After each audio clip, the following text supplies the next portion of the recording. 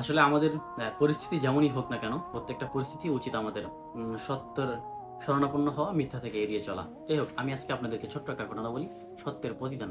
হাসান বসরি রহমতুল্লাহি আলাইহি একবার হাসান বসরি রহমতুল্লাহি আলাইহির উপর ইরাকের গভর্নর হাজ্জাজ বিন ইউসুফ অনেক নির্যাতন করত। সো যাই হোক, তো তিনি একবার হাজ্জাজ বিন ইউসুফ হাসান বসরিকে গ্রেফতার করার জন্য বেরিয়ে পড়লো। তো এই কথা যখন হাসান বসরি রহমতুল্লাহি আলাইহি টের পেল, তখন তিনি সোজা নিজের কামরা থেকে বেরিয়ে হাবিব আজমির রহমতুল্লাহি আলাইহির কামরায় চলে যান।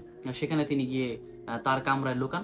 তো এই ঘটনা যখন হাজ্জাজ বিন ইউসুফ জানতে পারলো, তো তখন তিনি হাবিব আজমির রহমতুল্লাহি আলাইহির খানকায় চলে গেলেন। তো তার খানকায় গিয়ে তাকে জিজ্ঞেস করলেন, আপনি কি হাসান বসরিকে দেখেছেন?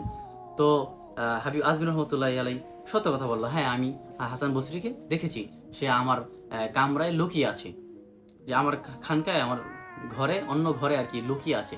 তো হাজ্জাজ বিন ইউসুফ ওই কামরায় গিয়ে খুঁজলো, কোথাও হাসান বসরিকে দেখতে পেল না। তো বেরিয়ে এসে তিনি, তো হাজ্জাজ বিন ইউসুফ বেরিয়ে এসে হাবিব আজমির রহমতুল্লাহ আলাইকে বলতেছে যে আপনি তো মিথ্যা বলেছেন, ভিতরের ঘরে কেউই তো লুকিয়ে নেই।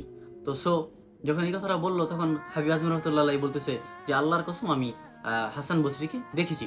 তো তিনি, হাজ্জাজ বিন ইউসুফ আবার গেল, কাউকে দেখলো না। তো এমন করে তিনি 2-3 বার গেল।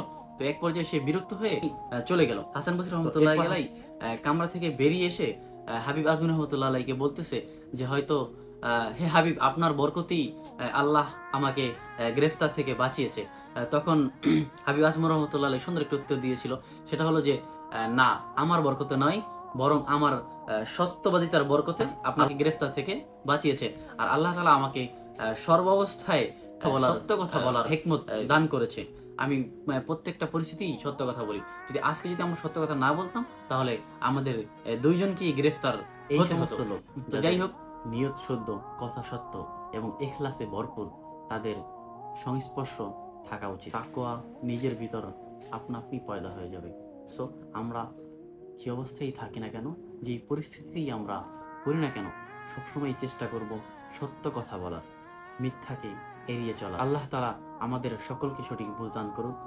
দেখা হবে পরবর্তী কোনো ভিডিওতে। ভালো থাকুন, সুস্থ থাকুন। আলবিদা।